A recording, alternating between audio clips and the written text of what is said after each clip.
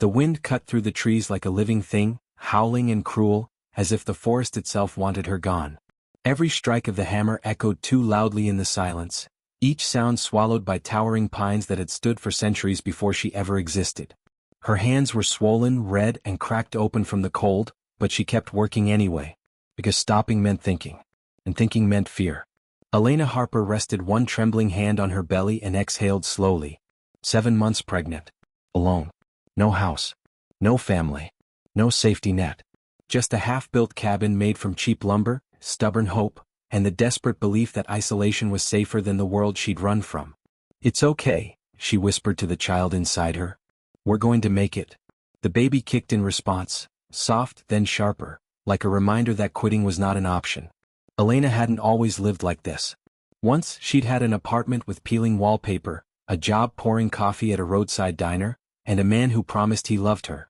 A man who smiled in public and became someone else when the doors were closed. Someone who decided a baby was a mistake that needed to disappear. So she disappeared instead. She took her tip money, her old pickup, and drove until the roads thinned and cell service vanished. The land hadn't been legally hers, she'd learned that after, but at the time, all she'd seen was forest, silence, and freedom. A place where no one knew her name. A place where no one could hurt her again. What she didn't know, what no one told her, was that this forest already belonged to someone. Someone ancient. Someone watching. High above the tree line, where the mountain rose like a dark crown against the sky, stood a stone manor untouched by time. Its windows glowed faintly in the storm, and behind one of them, a man stood motionless, hands clasped behind his back, eyes fixed on the tiny clearing far below. He hadn't seen the sun in over 300 years. King Lucien Valemort was feared in every shadowed corner of the supernatural world. A ruler without mercy. A predator without equal. His name was spoken in whispers by creatures far more dangerous than humans ever knew existed. And yet, there he stood, watching a fragile human woman hammer nails into frozen ground as if her life depended on it. Because it did. "She should already be dead," Lucien murmured, his voice low and cold, echoing through the empty hall. Humans didn't survive winters like this. Not without protection. Not without shelter. Not without someone to care if they lived or died. And yet she was still there. Still trying.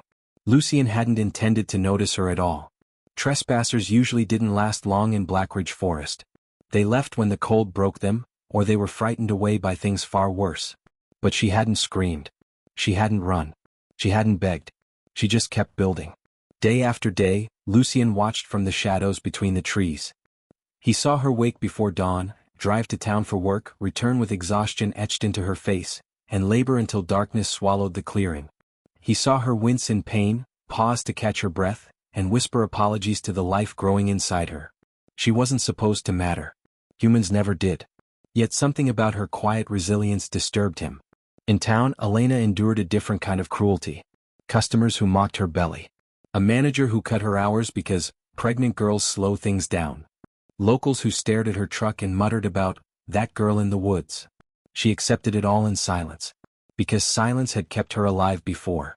By the time the storm warning crackled over the diner's old radio, Elena already felt the dread settling into her bones.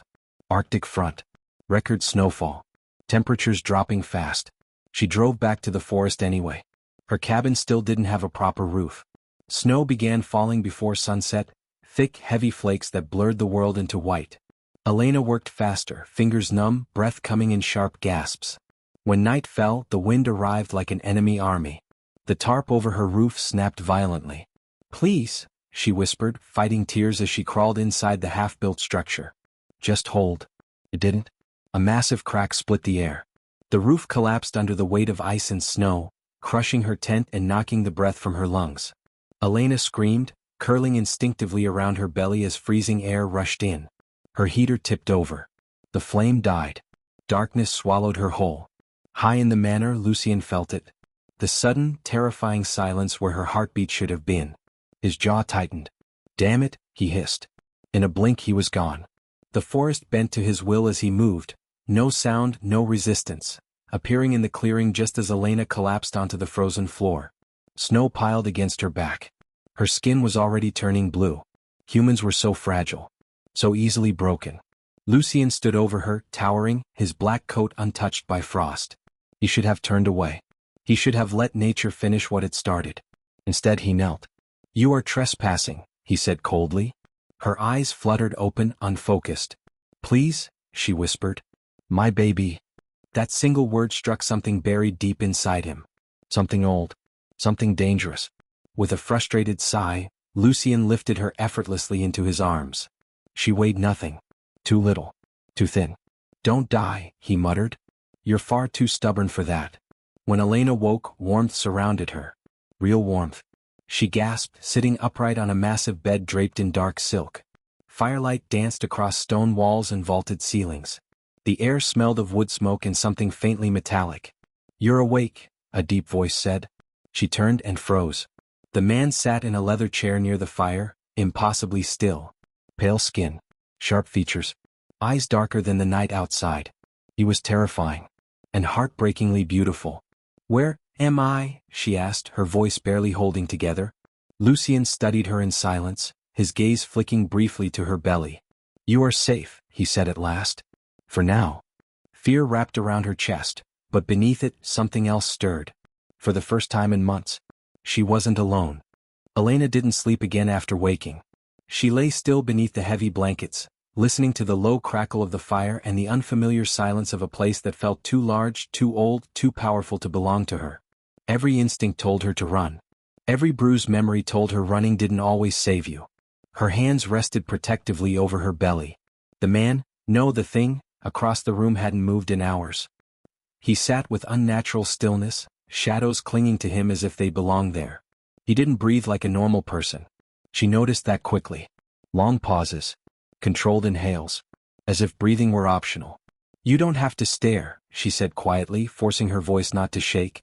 Lucien's eyes lifted from the book in his hands.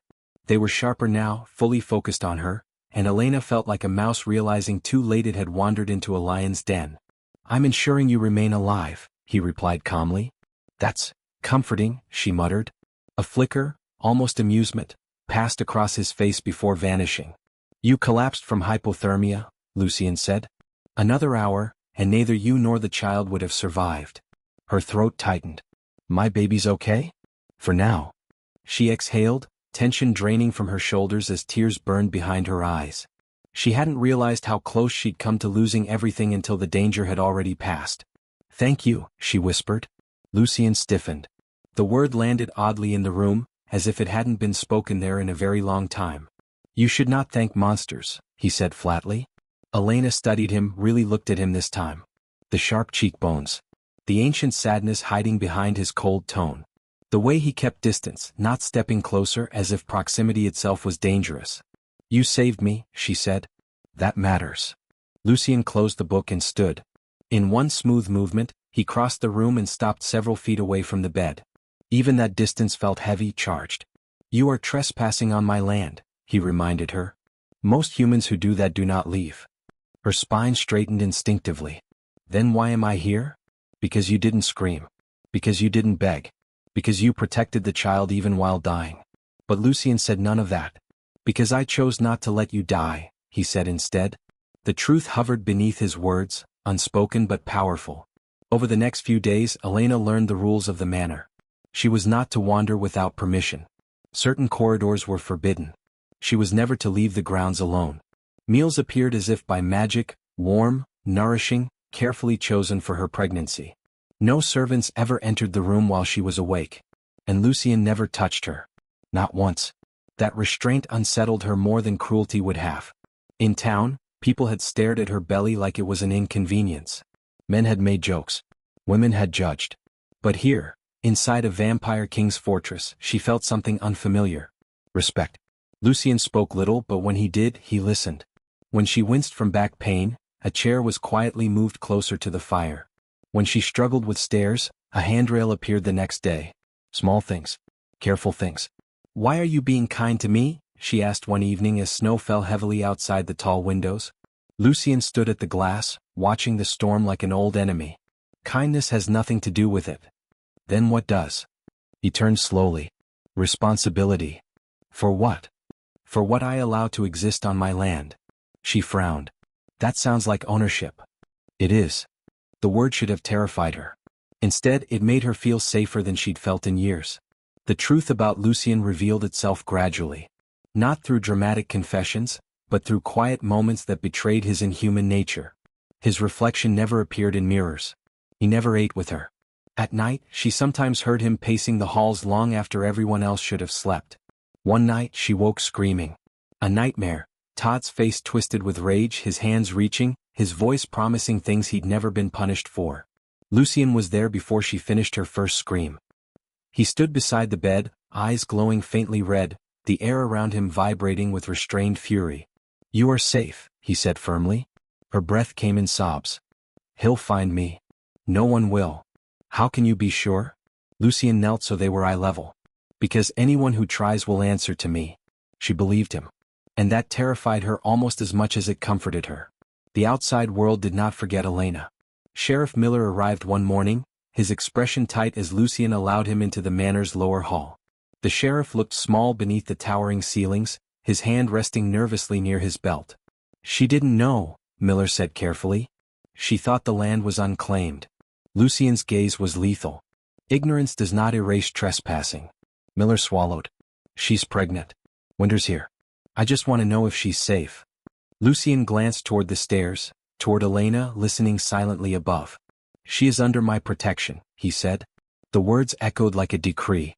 Miller nodded slowly. "Then I won't trouble you again." The town, however, whispered. They whispered about the reclusive Hastings estate. About the young pregnant woman who vanished into the mountains. About the diner waitress who suddenly stopped showing up for shifts. Some whispered sympathy. Others whispered suspicion. And one person listened very carefully. Todd had always hated being told no. Weeks passed. Elena grew stronger. Her laughter, soft and rare, began to echo in rooms that had known only silence for centuries. She repaired old furniture, filled vases with pine branches, and spoke to Lucien as if he were simply a man. "You don't have to be alone forever," she said one night, unaware of how dangerous that idea was. Lucien stared into the fire. "I already am." She placed a hand over her belly. "So am I. But somehow, it feels different now." Lucien said nothing. But that night, he stood guard outside her door until sunrise. The first sign that peace never lasted came quietly. Elena noticed it in the way Lucien's posture changed, how his shoulders stiffened when the wind shifted, how his gaze lingered too long on the tree line outside the manor. The warmth inside the stone walls remained, but something sharp had entered the air. Something watching back. "Is something wrong?" she asked one afternoon, pausing mid-step as a sudden ache tightened her lower back. Lucien was beside her instantly, steadying her with a hand that hovered just short of touching her waist. He always stopped himself. Always pulled back at the last second. "There are movements," he said carefully. "Nothing you need to concern yourself with." That answer didn't satisfy her. Elena had learned what danger felt like. It lived in silence. In half-truths. In the way people tried to shield you without asking what you wanted. "I'm not fragile," she said softly. Lucien's jaw tightened. "You are carrying a human child in a world that does not value human life. And yet you saved mine." His eyes met hers. For a moment, centuries of distance collapsed into something dangerously close. "Yes," he said. "And that has consequences." Those consequences arrived sooner than either of them wanted. 3 nights later, the manor's ancient wards flared to life.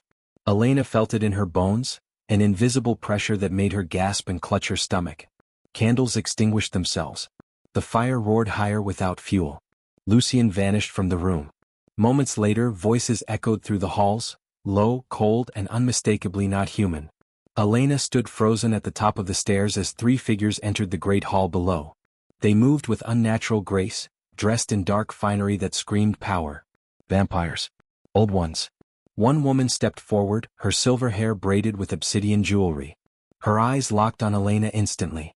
"So," she said, smiling without warmth, "this is the human." Lucien appeared beside Elena in a blur, positioning himself between her and the intruders. "She is not for discussion," he said. The woman laughed softly. "Everything under your rule is for discussion, Lucien. Especially when you break the laws you once enforced." Elena's heart pounded. "What laws?" Lucien didn't answer. Another vampire, a tall man with crimson eyes, circled slowly, sheltering a human, allowing her to live on sacred ground. And pregnant, no less.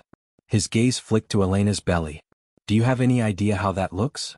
Lucien's voice dropped to a lethal whisper. Look at her again and I will end you. Silence slammed into the room. The woman raised a hand. Peace. We're not here for blood. We're here for balance. There is no balance in cruelty, Elena said before she could stop herself. All eyes turned to her. Lucien stiffened. Elena. But the woman's smile widened, intrigued.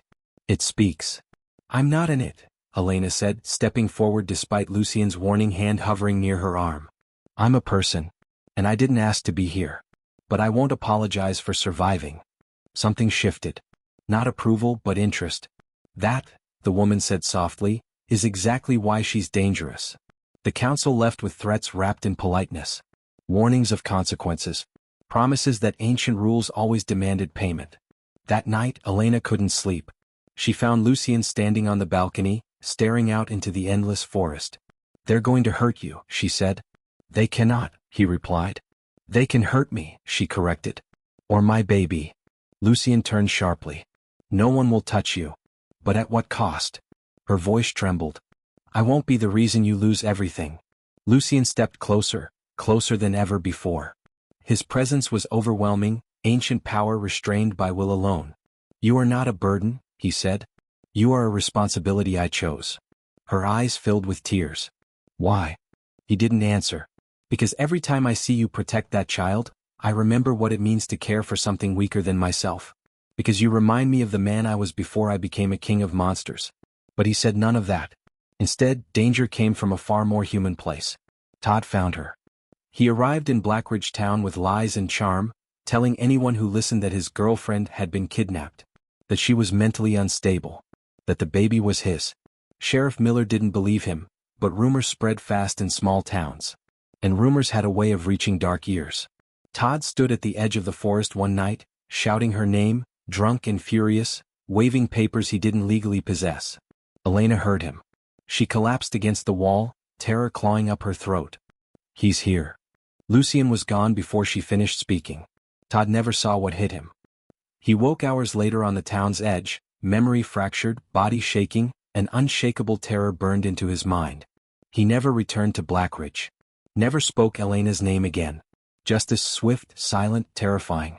When Lucien returned, Elena was waiting. You didn't kill him, she said. No, Lucien replied. I made sure he would never hurt anyone again. She reached for his hand before thinking. He didn't pull away. Their fingers intertwined, human warmth against immortal cold, and in that moment, something ancient and unbreakable formed. A bond not forged by blood, but by choice. The forest stopped singing. That was the first thing Lucien noticed. For centuries, Blackridge had whispered to him, branches creaking like old bones, wind moving with purpose, shadows obeying his presence. Now there was only silence. Heavy. Ominous. The kind that came before blood was spilled. Elena felt it too. She woke before dawn with a sharp pain tearing through her lower abdomen. Her breath caught, panic flooding her chest as she pressed both hands against her stomach. No, she whispered. Please not now. The child kicked weakly. Lucien was at her side instantly, eyes flaring red as he sensed the shift in her heartbeat. You are in distress, he said, voice tight. I think something's wrong. That single sentence unraveled centuries of control. Lucien lifted her into his arms without hesitation, carrying her through the corridors toward the chamber he had forbidden anyone else from entering. Candles ignited as he passed. Ancient symbols glowed faintly on the walls. A birthing chamber, and used for hundreds of years. You're not supposed to know magic, Elena gasped through the pain. Lucien's jaw clenched. You were never supposed to need it. Outside the manor, the wards shattered. The vampire council returned, not with words this time but with force. The sky darkened unnaturally. Thunder rolled without lightning. Ancient creatures crawled from places long sealed. The child, the silver-haired councilwoman said, standing at the gate. That child is not normal. Lucien turned from Elena only once. Do not move, he commanded gently. I will return. She grabbed his sleeve. Lucien, don't choose me if it destroys you. His expression softened, something painfully human breaking through the monster. I already have. The battle that followed shook the mountain. Lucien fought like a god unchained, shadows bending, stone cracking, ancient power unleashed. But the council wasn't there to kill him. They were there to break him. You cannot raise a human child under vampire law, the crimson-eyed vampire snarled. And you cannot love one. Lucien's laugh was cold and terrifying. Watch me. Inside, Elena screamed as pain surged violently. Blood, too much blood, soaked the sheets. She cried out Lucien's name, terror drowning her strength. The child's heartbeat faltered. Lucien felt it. He froze mid-strike. The councilwoman smiled. Choose. He vanished. Back in the chamber, Lucien knelt beside Elena, hands glowing with forbidden magic. He pressed his forehead to hers. Stay with me, he begged softly. Do not leave me now. I'm scared, she whispered. So am I. For the first time in 300 years the vampire king prayed. He poured his own life force into her, not blood, not magic, but something far rarer. His immortality cracked. His power dimmed. Outside the council felt it. What have you done? One hissed. Lucien rose slowly, eyes blazing with a new kind of authority. I have chosen, he said. The child cried. A sound fragile and perfect, echoing through the manor like a miracle. Elena sobbed with relief as Lucien placed the baby against her chest. He's beautiful, she whispered. He lives, Lucien said hoarsely. That is enough. The council retreated. They had lost. But victory had a cost. Lucien collapsed to one knee, the weight of mortality pressing into his bones for the first time. Elena, he said quietly. There will be consequences. She took his face in her hands, fearless. Then we faced them together. For the first time, the vampire king believed in a future beyond the throne. The child's cry faded into sleep as dawn broke over Blackridge.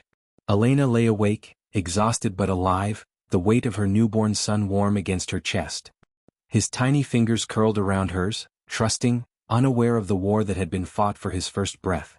Lucien stood nearby, leaning heavily against a stone pillar. He looked different. The sharp, terrifying edge of him was dulled. His skin held a faint warmth now, color where there had once been only pale stone. His breathing was no longer optional, it was necessary. You're bleeding, Elena said, panic flaring. It will heal, he replied quietly. Slower than before. She understood what he hadn't said. He had given something up. Something permanent. Word spread quickly through the supernatural world. The vampire king had broken ancient law. He had protected a human woman. He had saved a child that should not exist. Worse, he had weakened himself by choice. Some called it treason. Others called it evolution. The council reconvened in the open this time, summoning Lucien to stand judgment beneath the blood moon. Elena insisted on going with him, holding the baby close, refusing to be hidden. You do not stand alone, she told him. The council chamber was filled with whispers, hostility thick in the air. Creatures of shadow stared openly at the human woman who dared walk beside their king. You risked our secrecy, the councilwoman said coldly. You endangered our kind. Lucien met her gaze without fear. No. I exposed your cruelty. Murmurs rippled through the crowd. Elena stepped forward before Lucien could stop her. Her voice shook but she did not. You judge me for being human, she said. For being poor. For being pregnant. For surviving. She lifted her chin. But if your laws demand innocent lives as payment, then your laws are broken. Silence followed. A vampire elder spoke quietly. She has courage. Courage doesn't rewrite ancient rules, another snapped. Lucien placed a hand on Elena's shoulder, steady, protective. Then rewrite them. The council was divided. Some demanded exile. Others demanded blood. But something unexpected happened. The younger vampires, those who had watched centuries of brutality, began to speak. About unjust punishment. About humans used and discarded. About power without compassion. Change, once impossible, cracked the foundation of the old world. The verdict came at sunset. Lucien would keep his throne, but only if he accepted responsibility for the human world he now touched. The child would live. Elena would remain. And the vampire laws would evolve, or fall. Back at the manor, Elena found her strength. She learned the castle's systems. She learned its people. She demanded better treatment for humans living on the edges of supernatural territory. She spoke without fear because fear had already taken too much from her. The servants began to bow to her. Not because she was queen, but because she was just. Lucien watched her from the shadows, pride and awe tangled in his chest. You were never weak, he told her one night. She smiled softly. Neither were you. But peace never comes without shadows. Todd's family, wealthy, influential, vengeful, filed legal claims. They spread lies. They tried to paint Elena as unstable, unfit, unworthy. The human courts got involved. Lucian offered to make it disappear. Elena refused. "No more running," she said. "Let them see the truth." And they did. Evidence surfaced. Witnesses spoke. Todd's abuse was exposed. His threats documented. His lies unraveled. Justice came slowly, but it came. Elena won custody, protection, freedom. And Lucian watched as the world bent, not by force but by truth. The winter finally loosened its grip on Blackridge. Snow melted into silver streams that ran through the forest, carrying away the blood, fear, and silence that had haunted the land for centuries. For the first time since anyone could remember, the mountain felt alive in a different way, not ruled by terror but guarded by purpose. Elena stood at the edge of the clearing where her cabin had once collapsed. The ruins were still there, broken beams, warped boards, the frozen ground where she had nearly died alone. She held her son against her chest, his breathing soft and steady, and felt a strange gratitude for that place. "It's where everything changed," she whispered. Lucian stood beside her, sunlight touching his face without burning him. He still couldn't stand in it for long, but the fact that he could at all was nothing short of miraculous. "You survived," he said. "That was never supposed to happen." She smiled sadly. "Neither was you saving me." They walked back toward the manor together, no longer hunter and trespasser, no longer king and liability. Something else now. Something earned. The supernatural world watched closely. Other vampire rulers came, not with threats but with curiosity. They saw a king who ruled without fear alone. A human woman who spoke without trembling. A child who carried no curse, only life. Change spread quietly. Human settlements near Blackridge were no longer preyed upon. Ancient pacts were rewritten. Vampires who harmed the innocent were punished, not hidden behind power. Lucian's reign became something unprecedented. And Elena became something unstoppable. She never called herself queen. But when she spoke, people listened. She established sanctuaries for humans caught between supernatural conflicts. She demanded education instead of secrecy. Protection instead of silence. "Power doesn't make you superior," she told the council once. "It makes you responsible." Lucian watched her from his throne, heart heavy with something dangerously close to hope. One night, months later, he took her back to the birthing chamber, the place where he had almost lost everything. "I need to ask you something," he said. Elena turned, already knowing. He knelt. "Not as a king. As a man. I have lived 3 centuries without believing I deserved love," he said quietly. "I ruled with fear because it was easier than caring. You shattered that." His voice roughened. "Stay. Not because you need protection, but because I need you." Tears streamed down her face. "I stayed because you never treated me like I was small," she said. "I stayed because you chose me when it cost you everything." She took his hands. "Yes." The forest seemed to exhale. Their bond was not sealed in blood or ancient ritual, but in shared nights, gentle touches, quiet laughter, and the steady growth of a child who would one day hear the story of how a frightened pregnant woman built a cabin alone, and survived a king. Years later, Elena returned to the diner where she had once been humiliated. Not in disguise. Not in fear. She ordered coffee, tipped generously, and met the eyes of the manager who had once cut her hours. "I hope you learned," she said gently. She left with dignity, not revenge. Because justice had already been served. That night, she stood on the manor balcony, Lucian behind her, arms wrapped protectively but respectfully around her shoulders. Their son slept inside safe. "You saved me," she said. Lucian kissed her temple. "No. You saved yourself." And the vampire king, once feared, once alone, finally believed it.